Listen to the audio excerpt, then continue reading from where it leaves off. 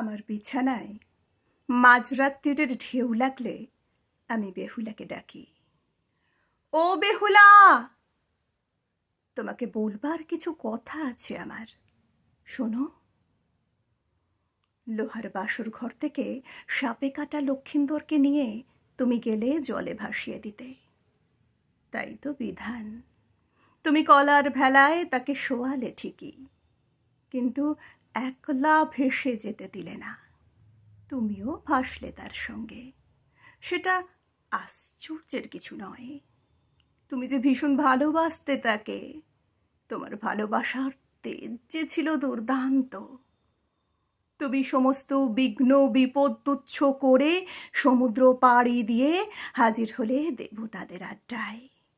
সেখানে তাদের সবাইকে নাজেয়াল বেসামাল করে লক্ষিন্দরকে বাঁচিয়ে ফিরিয়ে আনলে বাড়িতে।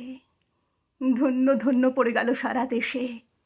এ পুণ্যভূমির আকাশে বাতাসে স্লোগানের মতো ধ্বনি উঠল, এই তো পতিভক্তি, একেই বলে সতীসাধ্যী।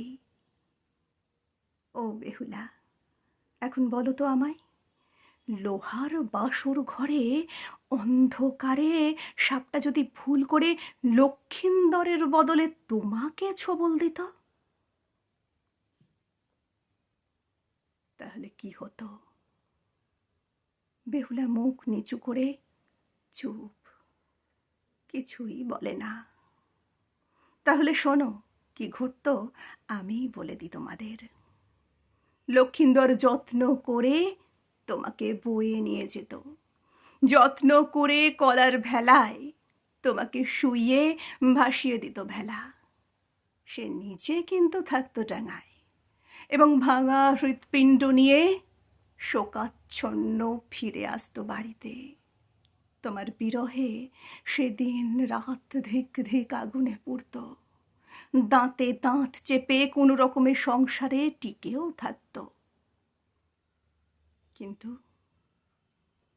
কিন্তু 2 মাস বাদে তোমার বিরহ এমন অসহ্য হয়ে উঠল লক্ষিন্দরের কাছে যে আর একটি মেয়েকে তার বিয়ে করতেই হলো।